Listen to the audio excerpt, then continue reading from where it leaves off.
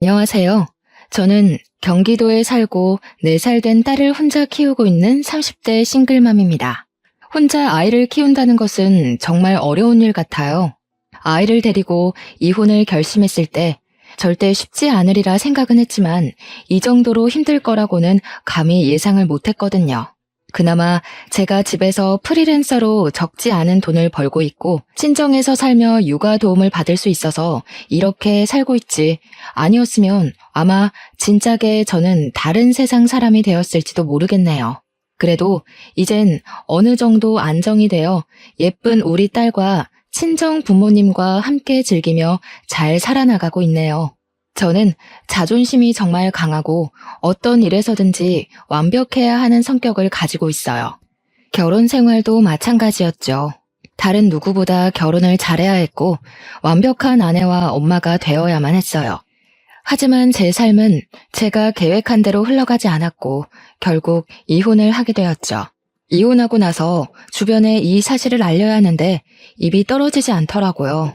그래서 아직도 친구들은 제가 이혼한 사실을 몰라요. 사실 이곳에 처음으로 이혼한 사실을 밝히는 것이랍니다. 솔직히 이혼하고 혼자 아이를 키우는 이야기가 듣기 좋게 들릴 분은 아무도 없겠지만 그래도 저의 살아온 이야기를 듣고 누군가는 여기서 살아갈 힘을 얻게 될 수도 있지 않을까 하는 생각에 큰 용기를 내어 사연을 보내요. 저는 앞서 말한 바와 같이 공부도 꽤 잘했고 좋은 대학 건축공학과를 나와 아주 좋은 회사에 입사했어요. 처음 입사한 회사였음에도 어린 친구가 일도 잘하고 성격도 좋다고 인정받으며 입사 동기보다 더 빠른 진급을 할 수가 있었죠. 이렇게 승승장구의 인생을 달리고 있는데 어느 날 모르는 번호로 문자가 왔어요. 혹시 이정희 씨 핸드폰 맞냐고요.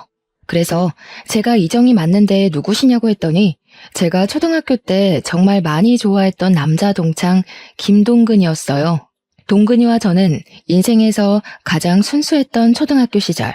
서로 너무 좋아했어요. 우리는 항상 아침마다 만나 손을 꼭 잡고 등교를 했어요. 그 모습을 본 친구들이 다들 놀렸지만 그래도 꿋꿋이 손을 잡고 초등학교 6학년까지 같이 등하교했어요. 학교가 마치면 서로의 집에 놀러가 부모님께 인사를 드리고 같이 놀고 책도 읽고 간식도 먹으며 시간을 보냈죠. 전교생이 다 알고 선생님들도 다 알 정도로 유명한 커플이었지만 졸업 후 다른 중학교로 가며 자연스럽게 연락이 끊겼어요. 이랬던 친구에게 연락이 오니 너무 반가웠어요. 그래서 퇴근 후 바로 동근이에게 전화를 걸었죠. 동근이도 마침 우리 회사 근처에 다니고 있었고 그렇게 우리는 몇 번 만나 연애를 시작하고 결혼까지 했어요. 이제는 시부모님이 된 동근이네 부모님도 저를 원래 알고 계셔서인지 매우 잘해주셨고 우리 부모님도 코 질질 흘리며 손잡고 다니던 아이들이 어른이 되어 다시 만난 것을 보면 보통 인연은 아닌 것 같다며 우리의 시작을 응원해 주셨어요. 이렇게 우리는 모두의 축복 속에 아무 문제 없이 결혼하게 되었어요. 결혼 후 바로 저는 임신을 했어요. 임신한 후에도 꼼꼼하고 완벽을 추구했기에 회사에서도 여전히 인정받으며 일을 했고 집에서도 청소며 빨래며 음식이며 완벽하게 집안을 꾸려나갔어요. 시부모님께 일주일에 2번씩 안부 전화도 꼬박꼬박 드리고 생신 때는 제가 직접 장을 보고 생신상을 차리기도 했죠. 매일 아침 6시에 기상을 하고 8시면 집에서 나와 회사로 출근을 하고 7시에 퇴근해서 집에 오면 집안일하며 하루를 마무리했어요. 남편도 저를 틈틈이 도와주려고 했지만 남편 회사는 항상 일이 너무 많았어요. 그래서 야근하고 오면 매일 밤 10시나 11시였고 주말에도 걸핏하면 출근이라 집안일을 할 수가 없었어요. 그래도 저에게 너무 잘해주었어요. 그래서 남편이 집안일을 하나도 못해도 거기에 대해서 불만은 전혀 없었어요. 우리 둘이 합치면 돈도 적지 않게 벌고 집안에서도 회사에서도 정말 완벽에 가까운 생활에 행복함을 느끼며 살고 있었죠. 뱃속의 아기도 저의 행복함을 아는지 주스에 맞게 건강히 잘 크고 있었고 임신 9개월 차에 들어서며 1년의 육아휴직에 들어갔어요. 육아휴직 첫날 아침 평소처럼 아침 일찍 눈이 떠졌어요. 남편은 출근하고 저는 집에서 그동안 회사 다니느라 바빠서 꾸미지 못했던 아기의 방을 정리하려는데 갑자기 진통이 오기 시작하더라고요. 가진통이라고 하기에는 너무 아팠고 주기도 제법 일정했어요. 뭔가 느낌이 이상해서 택시를 불러 병원을 향했어요. 병원에서는 출산이 시작되었으니 얼른 보호자에게 연락하라고 하더라고요. 저는 남편과 부모님 그리고 시댁에 연락을 했어요. 남편은 저의 연락에 바로 오고 시어머니도 바로 오셨어요. 그리고 부모님은 일이 있어서 지방에 내려가셨다고 빨라야 오늘 밤늦게 갈 수 있다고 하시더라고요. 저는 남편도 있고 시어머니도 있으니 걱정하지 말고 일 보고 천천히 오라고 말씀드렸어요. 본격적인 진통이 시작되면서 양수가 터졌어요. 그런데 아기가 위에서 내려오지 않는다고 하더라고요. 게다가 진통의 주기는 점점 짧고 심해졌어요. 태어나서 처음 느낀 뭐라 말로 표현할 수조차 없는 진통에 정말 이러다 죽겠다 싶었어요. 양수도 터진 데다가 오랜 진통으로 지칠 대로 지쳐서 이제는 힘을 줄 수도 없는 상황이 되었죠. 의사 선생님은 이대로면 산모와 아기 모두가 위험할 수 있다고 판단되어 수술을 해야겠다고 하셨어요. 뭐, 수술한다고요? 안 돼요. 조금 더 자연분만으로 해봐요. 양수도 터졌다면서요. 조금만 더 시도해주세요, 선생님. 어머님, 지금 이대로 가면 아기도 위험하고 산모도 위험합니다. 지금 바로 수술해야 해요. 아유, 선생님, 수술하면 아기가 멍청해지고 허약하대요. 안 그래도 우리 집 첫 손주가 딸이라서 심란한데 그 딸마저 멍청하고 허약하면 어째요? 의사 선생님이 책임질 거예요? 아니, 세상에 제왕절개로 태어나는 사람이 50%가 넘는데 그럼 세상의 절반은 다 멍청하고 허약하답니까? 어디서 듣고 오셨는지 모르겠지만 의학적으로 전혀 근거 없는 이야기예요. 지금 당장 산모 수술해야 한다고요. 나 젊을 때는 밤새 진통해도 수술 없이 애들 잘만 낳았는데 왜 안 된다는 거예요? 그래서 출산하다가 돌아가시는 분도 많았죠. 지금 이런 말할 시간 없고요. 저는 환자분이 무사히 출산을 하게끔 도와야 하는 의사이기에 수술할 겁니다. 그리 아세요. 결국 의사 선생님 말씀대로 저는 수술실로 들어갔어요. 그 후 정신을 차려보니 출산을 마치고 입원실에 누워있고 제 앞에는 남편과 시어머니가 계셨어요. 예, 너는 진통도 좀 참고 힘도 잘 주고 하지. 왜 수술을 해서 아기 미래를 망쳐놓니? 수술하면 아기가 멍청해진다는데 안 그래도 딸이라서 속상한데 멍청하게까지 만들어야겠니? 저는 어머니의 말에 눈물이 났어요. 진통이란 진통은 다 겪고 수술까지 한 사람에게 몸은 괜찮냐고 걱정은 못 해줄 망정 왜 수술했냐고 뭐라고 하시는데 정말 너무 섭섭하더라고요. 그러나 제 몸은 너무 아프니 뭐라고 말도 못하겠고 그저 울기만 했어요. 울고 있는데 친정엄마가 들어오시더라고요. 팅팅 부은 얼굴로 눈과 코가 시뻘개져서 울고 있는 제 모습을 보고 엄마는 깜짝 놀라셨어요. 사돈 왔어요? 아니, 얘가 좀만 더 힘주면 자연분만으로 나을 수 있는데 그걸 못하고 수술을 했지 뭐예요. 사돈도 아시죠? 수술해서 아기 낳으면 허약하고 멍청해지잖아요. 이제 엄마면 좀 아픈 것도 참고 해야지. 그걸 못 참아서. 뭐라고요? 그럼 지금 자연분만 못했다고 이제 막 마취해서 깨어난 아이에게 잡돌이 하셨어요?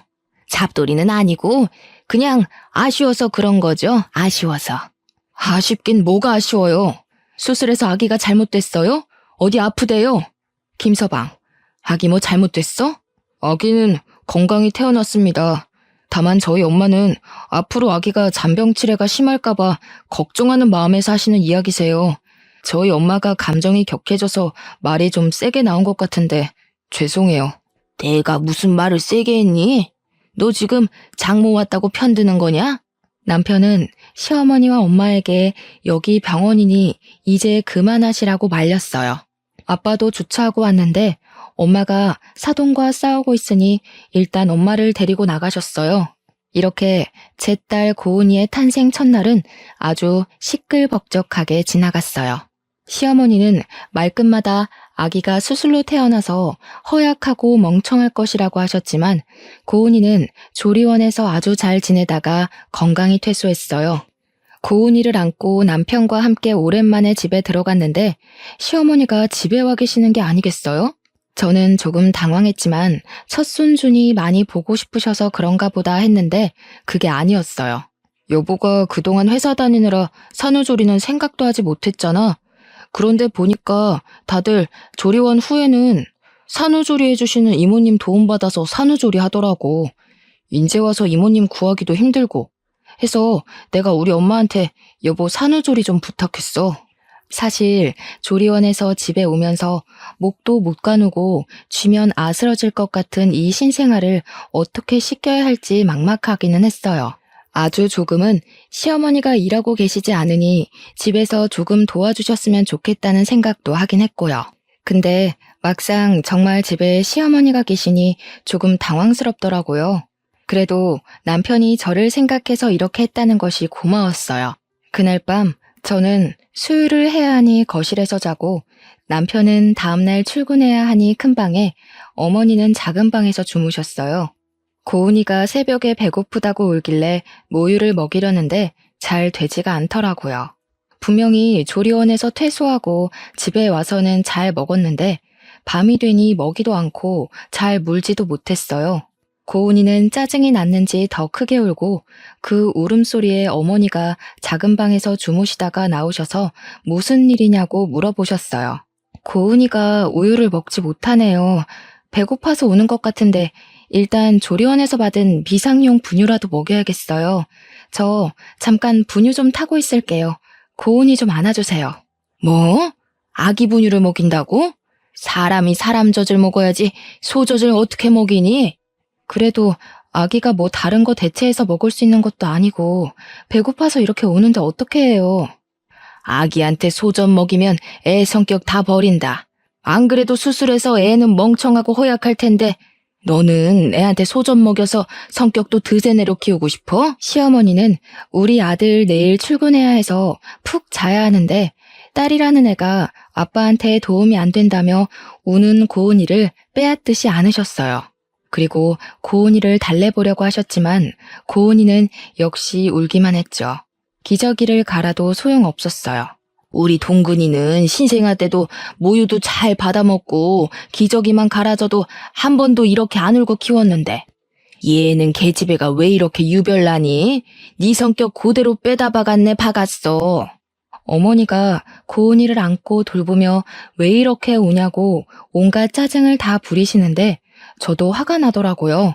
그래서 제가 고은이를 보겠다며 안고 모유를 다시 주려고 시도했어요. 역시나 고은이는 울기만 하고 먹지를 못했어요. 수술해서 나온 아이라 멍청해서 제 엄마 젖도 물지 못하나 보다. 그니까 엄마가 됐으면 좀 힘도 잘 주고 진통도 참을 것이지 그깟 진통 하나 못 참아서 의사가 수술하란다고 옳다쿠나 하고 수술했니?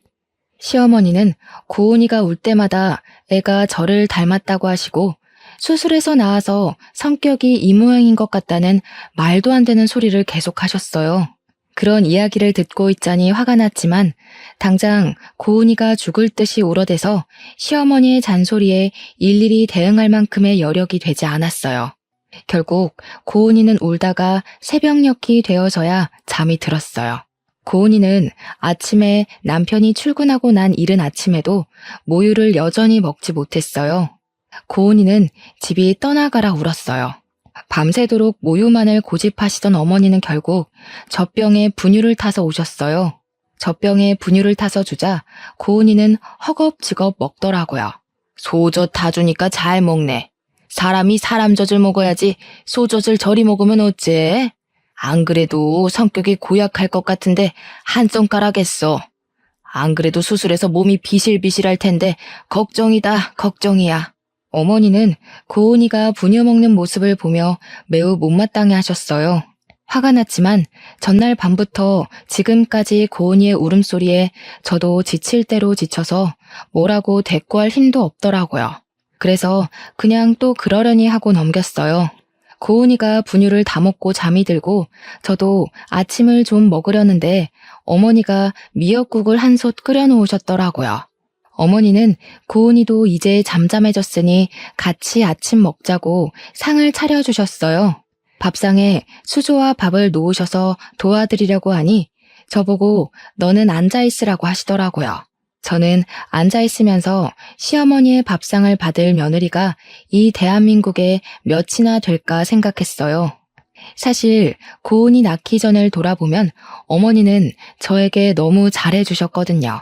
제가 임신했을 때 먹고 싶은 음식이 있다고 하면 바로 만들어주시고 시댁에서도 설거지 한 번을 시키지 않으셨어요. 이렇게 좋으신 분인데 지금은 산후조리해 주시느라 어머니도 피곤하셔서 말이 다소 거칠게 나오는 것뿐이지 제가 싫거나 한 건 아닐 것으로 생각했어요. 정말 감사히 밥을 먹으려는데 제 미역국 그릇에는 미역에 국만 없이 맑은 국물만 있고 어머니 본인의 국그릇에는 미역에 소고기까지 잔뜩 있더라고요.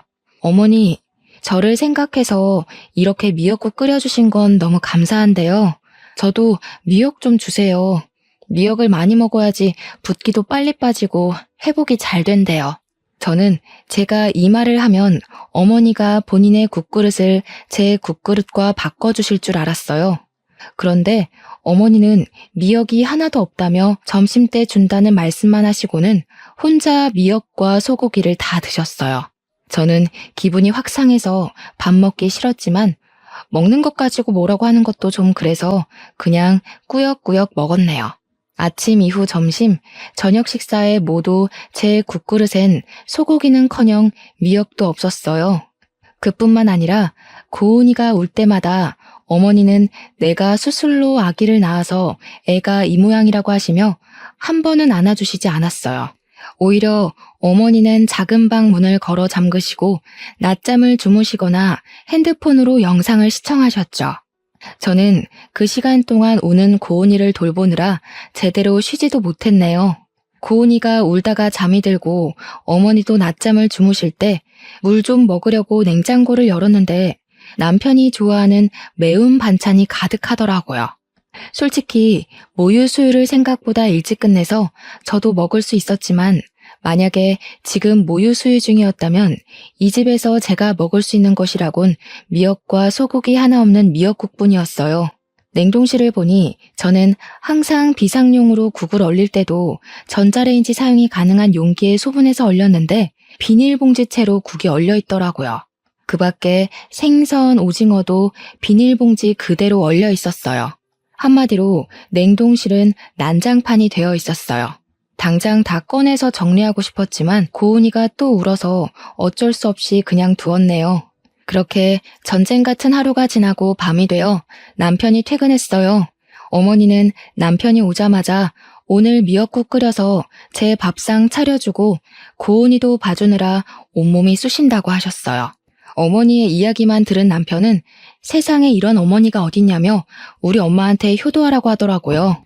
어머니가 제 밥상을 차려주시기는 했지만 고기나 미역이 하나도 없는 맑은 국만 차려주셨고 고은이를 봐주기는커녕 종일 단 한 번도 안아주시지도 않았는데 그런 이야기를 듣고 있으니 짜증이 나더라고요. 어머니는 오늘 종일 작은 방에서 주무시거나 핸드폰만 보고 계셨잖아요. 고은이를 안고 먹이고 씻기고 한 건 전데 왜 어머니가 온몸이 쑤시는지 모르겠네요. 아까 잠깐 낮잠 잔 거로 그러는 거니? 어제 고은이가 우는 통에 잠을 거의 못 잤잖아. 그래서 피곤해서 잠깐 작은 방에서 잠을 잔 거였는데 그때 고은이가 많이 울었나 보네. 우리 아가 오늘 힘들었겠다. 내일은 내가 고은이 많이 볼 테니 넌 좀 쉬어. 알았지? 아들 앞이라고 목소리가 싹 바뀌어서 사근사근하게 이야기하시는데 정말 기가 막히더라고요. 저는 소고기나 미역 하나 없는 미역 국물만 먹었다고 이야기하려고 했지만 종일 일하고 온 남편이 너무 피곤해 보여서 더 이야기하지 않았네요. 이렇게 속 터지고 답답한 생활이 일주일째 계속되었어요. 일주일이 지나자 어머니는 언제까지 자신이 밥을 차려줘야 하냐며 제가 알아서 밥 차려 먹으라고 하더라고요. 저는 그런 어머니가 빨리 집에 가셨으면 하는데 자꾸 저의 몸 상태로 고은이를 잘 돌볼 수 있겠냐며 걱정된다며 가시지 않았어요. 그래서 저의 몸이 많이 회복되고 고은이를 잘 돌보면 빨리 가시지 않을까 하는 생각에 고은이가 자는 동안 미역국도 끓이고 반찬도 몇 가지 만들어 밥상을 차렸어요. 저 혼자 먹으려고 차리기는 했지만 어머니가 계시는데 혼자 먹기는 좀 그렇잖아요. 그래서 어머니께 식사하시겠냐고 여쭈니 알겠다고 하시더라고요. 그렇게 둘이 말도 없이 어색한 식사를 마쳤어요. 다 먹고 나서 아직 어머니가 설거지 정도는 해주시리라 기대했지만 역시나 설거지도 제 몫이었어요. 그렇게 저 혼자 반찬하고 아기 보고 어머니 배고프시다니 밥상도 차리고 설거지도 하는데 과연 이것이 저의 산후조리인가 아니면 시어머니의 산후조리인가 싶더라고요. 답답한 마음에 밤에 어머니 주무실 때 남편에게 하소연도 했지만 남편은 어머니라고 편하시겠냐며 나이 드시고 힘드신데 그래도 며느리 생각해서 이렇게 계시는데 조금만 더 참으라고 하더라고요. 제가 회복되는 모습 보면 바로 가실 것이라고요. 그렇게 힘들고 답답한 일상을 이어가던 중 제 여동생 정은이가 조카 고은이를 보러 왔어요. 정은이는 고맙게도 제가 평소에 좋아하는 멜론을 사왔더라고요. 어머니는 정은이가 가져온 멜론을 보며 자신도 멜론을 너무 좋아한다고 하시며 멜론을 가져가시더라고요. 그러더니 주방에서 멜론을 깎으시길래 우리에게 주시려는 줄 알았는데 깎은 멜론을 들고 잘 먹겠다며 작은 방에 들어가셨어요. 결국 손님으로 온 정은이가 자신이 사온 멜론을 직접 깎아서 먹었답니다. 이후 고은이를 보며 이런저런 이야기를 하다 보니 점심시간이 되었어요. 제가 같이 점심을 먹으려고 밥을 하려고 주방에 가니 정은이가 놀라서 쫓아오더라고요. 언니는 산후조리 중인데 왜 밥을 하냐고요. 그러면서 평소에도 설마 시어머니는 하나도 도와주시지 않고 언니 혼자 밥 차리고 고은이 돌보고 한 거냐고 하며 걱정하더라고요. 저는 정은이가 걱정할까봐 아니라고 대충 둘러댔어요. 정은이는 저를 위해 미역국도 소고기를 듬뿍 넣어서 끓여주고 밥도 하고 냉동고에 있던 떡갈비도 구워서 한 상 잘 차려주었어요. 우리끼리 편하게 먹고 싶었지만 그래도 작은 방에 시어머니가 계시는데 그건 도리가 아닌 것 같아 작은 방에 갔어요. 어머니는 멜론 한 통을 다 드시고 코를 골며 주무시고 계시더라고요. 제가 깨워서 식사하시라고 하니 비몽사몽으로 안 먹는다고 하시고는 다시 주무셨어요. 우리끼리 맛있게 먹고 상을 치우려는데 어머니께서 나오셨어요. 세상에, 시어미 잔다고 깨우지도 않고 너희끼리만 먹었냐? 진짜 너무하는구나. 어머니, 제가 아까 밥 다 준비해서 깨웠는데 어머니가 안 먹는다고 하셔서 저희끼리 먼저 먹었어요. 지금 바로 다시 차려드릴게요. 됐다, 고양 것. 엎드려 절 받기도 아니고 내 딴에는 그래도 너 생각해서 불편한데도 여기 와 있는데 그런 내 생각은 안 하고 너희끼리만 먹냐? 나도 그런 밥상 받고 싶지 않다. 어머니는 저와 정은이에게 화를 버럭 내시더니 작은 방에서 핸드폰을 가져와 남편에게 전화를 걸었어요. 아들아, 이 애미가 억울해서 살 수가 없구나. 나 딴에는 착한 시어머니 노릇하고 싶어서 며느리 힘들까봐 산후조리 도와주러 왔더니만 이년은 미역국이 맛이 없다느니 하면서 나한테 타박만 하는 거 아니냐? 아들아, 내가 이렇게 힘들게 사는구나. 아휴, 이걸 말할 사람이 우리 아들밖에 없어서 전화했다. 그래, 저녁에 보자꾸나. 없는 말까지 지어내는 시어머니의 충격적인 두 얼굴에 할 말을 잃고 말았습니다. 시모는 자신의 방에 들어가서 나오지 않길래 여동생이랑 오랜만에 이야기도 나눌 겸 작은 방으로 들어가서 고은이랑 같이 놀아주고 있었어요. 그러다 제가 깜빡 잠이 들고 말았는데 여동생이 저를 급히 흔들어 깨우더라고요. 눈을 뜨자마자 시어머니의 까랑까랑한 목소리가 제 귀를 찌르더군요. 너네 지금 나 왕따 시키니? 아니, 너희들끼리 음식도 맛있는 거 시켜 먹으면서 하하호호 작은 방에서 무슨 얘기를 그렇게 오래 하니? 너희 설마 시애미 흉 봤니? 맞네, 맞아. 내가 그렇게 안 봤는데 사돈 처녀까지 한통속이네. 서러워서 살겠니? 어휴. 일방적으로 말을 쏟아내고 방문을 쾅 하고 닫고 나가셨습니다. 저는 잊지도 않은 말을 술술 지어내는 어머니의 행동에 너무 당황했어요. 그리고 정은이에게 이런 어머니의 모습을 보여주기 부끄러워 일단 정은이는 집으로 급히 보냈어요. 그날 저녁, 매일 야근으로 늦게 오던 남편이 칼퇴근하고 일찍 집으로 왔어요. 아까 엄마가 전화해서는 처제 불러서 어머니 흉봤다던데 사실이야? 너는 어떻게 너 산후조리 해준다고 오신 엄마한테 그렇게 할 수가 있어? 얘야, 됐다.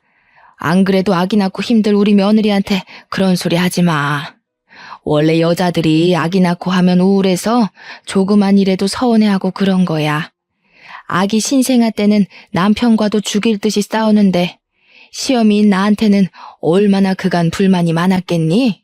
어머니가 나를 다 이해한다는 식으로 얘기하시며 화난 남편을 달래시는데 제가 귀신에 홀린 것도 아니고 이건 뭔가 싶더라고요. 솔직히 그동안 어머니 고은이 한 번도 안아주시지 않으셨어. 그래, 그건 이해해. 고은이는 어머니 딸이 아닌 내 딸이니까. 그런데 산후조리 해주신다고 오셔서 내가 삼시세끼 밥상 다 차려드리고 설거지도 했어. 알아? 지금 고은이 갓 출산한 것도 아니고 이제 이 정도 지났으면 밥도 하고 설거지도 좀 할 수 있는 거 아니야? 그럼 뭐 평생 산후조리랍시고 우리 엄마 밥상만 받아 먹으려고 했어? 그리고 처음에는 우리 엄마가 너 미역국도 끓여주고 했잖아. 미역국? 그래, 미역 국물 끓여주셨지. 미역국이라고 주셨는데 국에 고기는커녕 미역 한 줄기도 안 보이더라. 진짜 내가 요새는 이게 나의 산후조리인지 어머니의 산후조리인지 모르겠어. 이럴 바엔 차라리 어머니 집에 가시고 나 혼자 있는 편이 낫겠어. 아이고, 이 늙은이는 사라져야지. 네 마음 잘 알겠다. 내가 있는 게 오히려 너에게 스트레스니 이 늙은이는 가마. 어머니는 제 이야기를 듣고 엄청 속상한 표정을 지으시며 작은 방으로 가셨어요. 그러고는 어머니의 짐을 다 챙겨서 나오시더라고요. 엄마, 지금 왜 다 챙겨 나왔어? 지금 가게? 이렇게 어두운데 어디를 가? 가더라도 내일 날 밝으면 가고 오늘 밤은 우리 집에서 자요. 내일 주말이라 쉬니까 내가 집까지 모셔다 드릴게. 이 늙은이 이 집에서 필요도 없는데 빨리 나가줘야지. 그리고 동근아, 정희한테 너무 뭐라고 하지 마라. 여자가 출산하고 나면 호르몬 변화로 성격 좋은 사람들도 화가 많아지고 작은 일에도 울고 그래. 그러니까 네가 이해해줘. 야, 너는 엄마가 이렇게까지 널 생각하는데 그 앞에서 엄마 꼭 그딴 말을 짓거려야겠냐? 어? 남편은 제 화를 주체하지 못해 제게 소리를 질렀고 그 소리를 듣고 고은이는 깜짝 놀라 자지러지게 울기 시작했어요. 우는 고은이를 데리고 일단 큰 방으로 들어가 진정시키는데 저도 서러워서 눈물이 나더라고요. 그렇게 저도 울고 고은이 울며 밤을 보냈답니다. 다음날 저녁 때 깜짝 놀란 고은이는 새벽 내내 자다 깨서 울었어요. 그 덕에 저도 고은이를 달래다가 새벽녘에 겨우 잠이 들어 늦잠을 잤어요. 큰 방에서 일어나서 나가려는데 어머니와 남편이 거실에서 작은 소리로 이야기를 하더라고요. 내가 아는 사람이 회사 대표인데 자기 비서가 20대 후반인데 재테크를 아주 기막히게 잘해서 모은 재산이 많대. 그냥 정이랑 이혼하고 그 여자나 만나봐. 쇠장가를 가라고? 그럼 정이랑 고은이는 어쩌고. 아들도 아니고 딸인데 그냥 양육권 쟤 줘버려. 어제 보니까 정이 성격이 보통 성격도 아니고 고은이도 수술해서 나와서 보나마나 멍청할 것이고 엄마 닮아 성격도 좋지 않을 거야. 괜히 전현들에게 발목 잡히지 말고 이혼해서 새 출발해. 엄마, 아무리 그래도 그건 아니지. 사람이 어떻게 자기 처자식 버리고 새 출발을 해. 이미 그 회사 대표한테 다 이야기했어. 정 그러면 그냥 가서 밥만 먹고 와. 밥은 먹고 올 수 있잖아. 날짜도 이미 다음 주 저녁으로 잡았어. 밥만 먹어, 밥만. 알겠지? 저는 어머니의 얘기를 듣고 기가 막혔어요. 그런데 여기서 다 들었다고 나가면 분명히 어머니는 시치미를 뚝 떼며 아니라고 할 것이 분명해서 일단 듣고 가만히 있었어요. 방에 있는데 생각할수록 어이가 없어서 정은이한테 카톡으로 제가 들은 이야기를 다 말했어요. 그런데 정은이가 뭔가 자기 이야기 같다고 하는 거예요. 얼마 전에 회사 대표님이 자기에게 좋은 사람이 있다며 소개해준다길래 다음 주에 날짜를 잡았다는 거예요. 생각해보니 정은이도 회사 대표의 비서예요. 그리고 어릴 때부터 금융에 관심이 많아서 주식, 부동산 등에 투자하며 돈을 잘 굴렸고, 그래서 지금 가진 돈도 많아요. 저와 정은이는 남편이 소개받을 사람이 바로 제 동생이라는 확신이 들었어요. 이거 어떻게 해야 하나 고민하고 있는데 정은이에게 카톡이 오더라고요. 언니는 형부랑 어떻게 하고 싶냐고요. 솔직히 수술해서 낳은 애라서 멍청하다, 소전 먹고 커서 성격이 고약하다는 등의 막말하고 산후조리한답시고 오셔서는 저에게 매일 밥상을 요구하시는 모습에 더는 가족으로 살지 못하겠다 생각하고 있었거든요. 게다가 남편은 그 사이에서 중간 역할도 못하고 무조건 지 엄마 편이니 이혼하고 싶다고 솔직히 이야기했죠. 정은이는 그럼 어차피 이혼할 거면 일단 조금 더 참고 살다가 복수라도 시원하게 하고 끝내라고 하더라고요. 일단 소개팅은 무산시키지 않고 진행하기로 했어요. 단 시어머니와 남편이 여동생의 얼굴을 알고 있으니 연기자 준비를 하는 여동생 친구에게 부탁해서 대신 나가달라고 했죠. 그리고 다음 데이트 약속까지 잡고 오라고 부탁했어요. 드디어 소개팅 날, 남편은 제게 야근한다고 하고 여동생의 친구와 소개팅을 했어요. 정은이는 몰래 숨어서 자기 친구와 형부가 소개팅하는 장면을 지켜봤어요. 저는 고은이를 봐야 하니 가지는 못했지만 정은이가 실시간으로 사진을 찍어서 보내줬어요. 맨날 고은이 보느라 집에서 꾸밀 틈이 없는 저만 보다가 늘씬하고 예쁜 20대 여성을 보니 좋은지 표정이 아주 좋아 죽더라고요. 남편이 먼저 여동생의 친구에게 다음 데이트는 언제 할지 물었고 그 주 주말에 둘이 만나기로 약속을 잡았다고 하더라고요. 주말이 되었어요. 남편은 회사 사람들과 낚시하러 간다고 하며 정장을 쫙 빼입더라고요. 그래서 제가 낚시하는데 웬 정장을 입었냐고 물으니 친구가 결혼식을 해서 결혼식 갔다가 회사 사람들과 낚시한다고 하더라고요. 역시 남편은 여동생의 친구를 만났고 남편이 손도 잡고 어깨 동무도 하더라고요. 여동생의 친구가 팔짱을 끼니 해벌쭉하고 웃는데 정말 당장 쫓아가 따지고 싶더라고요. 정은이는 남편이 하는 모든 행동 하나하나를 빼놓지 않고 사진을 찍었어요. 그리고 여동생 친구의 얼굴은 모자이크 처리를 하고 남편 얼굴만 잘 보이게 편집해서 제게 보내줬어요. 월요일 아침, 정은이는 남편 회사의 게시판에 개발팀 대리 김동근의 실체라는 제목으로 모든 사진을 올렸어요. 그 내용은 김동근 대리는 아직 돌도 되지 않은 예쁜 딸을 둔 아빠인데 집에 부인과 딸이 있음에도 불구하고 부인이 지겨웠는지 내 친구를 만나고 있다고 썼어요. 순진한 내 친구는 이 사람이 유부남인지도 모르고 몇 번 밥 먹고 데이트했다는데 자신이 만난 남자가 유부남인 것을 알고는 충격에 휩싸였다고 하며 이런 김동근 대리에 대해서 어떻게 생각하시는지 사내 직원들의 의견을 묻는다고 적었어요. 댓글을 보니 누군가가 김동근 대리는 회사에서 평이 아주 좋은 분인데 그럴 리가 없다며 그냥 와이프와 데이트한 것인데 오해하고 쓴 글 아니냐고 하더라고요. 그런데 그 밑에 댓글을 보니 자기가 김동근 대리의 아내 되시는 분을 안다면서 그분은 키가 작고 통통한 체형인데 여기 모자이크 처리된 사진 속의 여자분은 키도 크고 늘씬한 것이 아내는 확실히 아니라고 적혀 있었어요. 그 댓글로 인해 남편은 자기 자식 낳아준 아내를 버리고 새로운 여자를 찾아 나선 천하의 나쁜 놈이 되어버렸어요. 저는 동생의 작품에 감탄하며 저는 저의 복수를 시작했어요. 저는 작은 방에서 주무시고 계시는 어머니의 핸드폰을 가져왔어요. 그리고 어머니의 핸드폰에 카톡으로 들어가 정은이가 보내준 사진들을 첨부했어요. 그 밑에는 이명자님의 아들 김동근은 딸이 있는 가정의 가장인데 부인이 지겨웠는데 새로운 여자를 만나고 있다는 내용을 함께 적어 카톡에 저장된 모든 지인에게 전송했어요. 그리고 제가 준비한 음성 파일을 하나 더 보냈어요. 사실 어머니가 남편에게 새로운 출발을 하라고 권하신 그날 이후부터 어머니가 저에게 했던 말들을 다 녹음했거든요.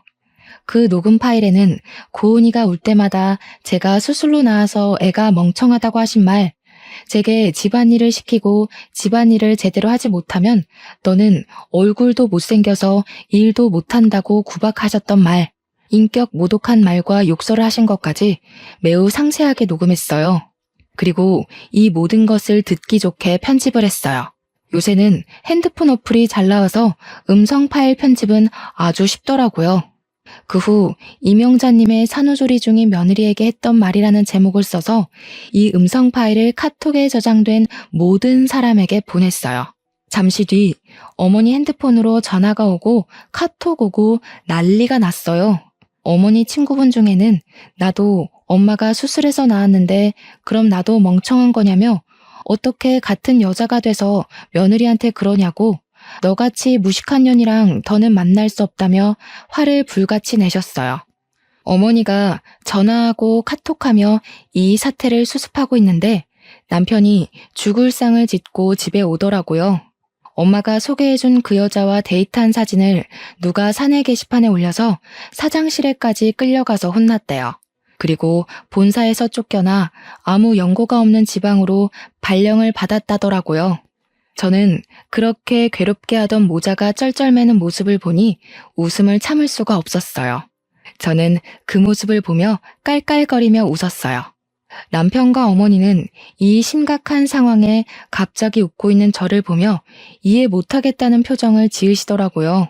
그래서 두 사람에게 사실 이 모든 일을 저와 제 동생이 계획했다고 말했어요.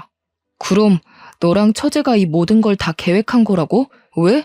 도대체 왜? 아무리 그래도 그렇지 어떻게 네가 남편과 시어미한테 이럴 수가 있냐? 네가 그러고도 사람이냐? 그러니까 저한테 적당히 하셨어야죠. 어머니가 그동안 고은이 울고 뗐을 때마다 수술로 나와서 애가 멍청해서 저런다며 하실 때 저 정말 속상했지만 참았어요. 제가 사랑하는 남편을 낳아주신 어머니시고 또 어머니도 힘드시니 이러시는 거겠지 했어요. 근데 왜? 우리끼리의 문제를 왜 밖에 퍼뜨려서 이렇게 쪽팔리게 만드냐고 왜? 그런데 어머니가 남편에게 새 살림 차리라고 하시는데 정말 그때는 못 참겠더라고요. 아니, 그 와중에 제가 더는 참을 이유가 없죠. 이미 두 사람은 저와 고은이를 버리고 다른 살림을 차릴 계획을 세우는데 제가 왜요? 그럼 그냥 나에게 얘기라도 했어야지. 이야기? 너 그동안 내가 얘기하면 듣는 척이라도 했니? 어머니한테 막말, 욕설 들을 때 어머니가 이렇게 하셨다고 얘기하면 우리 엄마가 그럴 리가 없다며 내 이야기는 들으려 하지도 않고 오로지 네 엄마 편만 드는 너한테 내가 무슨 얘기를 해. 내 입만 아프지. 그래도 좀 더 나한테 얘기를 하지 그랬어. 꼭 이렇게까지 일을 크게 벌려야겠어? 우리 고은이는 어떡하라고. 고은이를 그렇게 생각하는 양반이 젊은 여자랑 손잡고 어깨동무하고 다니냐? 인제 와서 고은이 핑계를 대면서 날 막으려는 생각하지 마. 다 필요 없고 이혼이야. 우리 이혼해. 아, 너는 새장가 가야 하니까 고은이는 내가 데리고 살게. 양육권 꿈도 꾸지 마라. 저는 남편과 어머니께 그동안 참고 왔던 모든 서러운 것들을 다 이야기했어요. 그리고 저와 고은이의 짐을 챙기고 고은이를 안고 집에서 나왔어요. 남편과 어머니는 망연자실한 표정으로 주저앉아 이제 어떻게 사냐며 울고 있더라고요. 밖으로 나가니 이미 정은이가 와 있더라고요. 정은이의 도움으로 짐을 싣고 차에 타 친정으로 갔어요. 엄마는 정은이에게 들어 대충 제 상황을 알고 계셨어요. 그러면서 그런 집구석에서 참고 있는 건 멍청이 같은 짓이라고 하시며 그동안 고생했다고 저를 꼭 안아주셨어요. 엄마에게 행복하게 잘 사는 모습 보여드리고 싶었는데 그러지 못하고 이혼이라는 큰 부류를 저지르고 왔는데도 뭐라고 하지 않으셨어요. 오히려 잘했다고 이야기해 주시니 너무 감사하고 죄송하더라고요. 그 뒤로 우리의 이혼은 빠르게 진행되었어요. 시어머니는 부끄럽다고 지인들과 연락 다 끊고 남편 따라서 아무도 알지 못하는 지방에서 있는 듯 없는 듯 살고 계시다고 하더라고요. 저는 제가 다니던 회사 인사부 팀장님이 제 사정을 어떻게 아시고 사무실 직원에서 재택 프리랜서로 전환해 주셨어요. 그 덕에 친정에서 고은이를 돌보며 일을 할 수 있게 되었어요. 그리고 싱글맘들을 위한 작은 모임도 만들었어요. 제가 싱글맘이 되어보니 생각보다 너무 힘들더라고요. 경제적인 여건도 되고 친정의 도움을 받는 저도 이렇게 힘이 드는데 그렇지 못한 상황에 놓인 싱글맘들은 정말 너무 힘들겠더라고요. 그래서 싱글맘들끼리 모여 서로 위로해주고 도와주면 좋겠다 싶었거든요. 그리고 모임 멤버들 중에서 여건이 되는 사람들끼리 모여 봉사활동을 꾸준히 하고 있어요. 그 결과 얼마 전에는 시에서 좋은 일 한다고 봉사상도 받았답니다. 공부도 일도 생활도 모든 것이 완벽해야만 했던 제가 이렇게 이혼 이야기하며 사연을 보내기까지 정말 많은 고민을 해야 했어요. 글을 써놓고 보낼지 말지 오랜 시간 생각하다가 이혼한 저 자신을 자체로 인정하고 받아들이기 위해 큰 결심을 하고 드디어 이렇게 사연을 보내네요. 그동안 꽁꽁 숨겨왔던 저의 비밀 이야기를 털어놓고 나니 속이 다 후련하고 시원하네요. 사실 처음에 이혼하고 나서 저는 결혼과 인생에 실패한 사람이라며 자책만 하고 살았어요. 그러나 저만 보면 사랑스럽게 웃어주는 우리 고은이를 보며 살아갈 희망을 얻고 용기를 내었네요. 아마 제 사연을 듣고 있는 분 중에도 저처럼 이혼하시고 저의 지난날처럼 힘들어하시는 분들도 계실 거예요. 물론 이혼을 하면 많이 힘들죠. 하지만 이혼은 실패가 아니라 새로운 인생의 시작일 뿐이라는 생각으로 열심히 살아내셨으면 좋겠어요. 저 역시 이혼의 아픔을 딛고 이겨내서 앞으로도 더 열심히 살아가겠습니다. 제 아무리 추운 겨울이라고 해도 시간은 흐르고 흐르면 언젠간 반드시 따뜻한 봄날이 오잖아요. 지금 너무 힘든 시간을 보내고 있다고 해서 너무 절망에 빠져 있지는 마세요. 언젠가 우리의 인생이 흐르고 흐르다 보면 반드시 봄날이 올 것이에요. 그러니 우리 모두 힘내서 하루하루를 최선을 다해 열심히 살아봐요. 오늘도 다들 파이팅입니다. 지금까지 저의 사연 들어주셔서 감사합니다.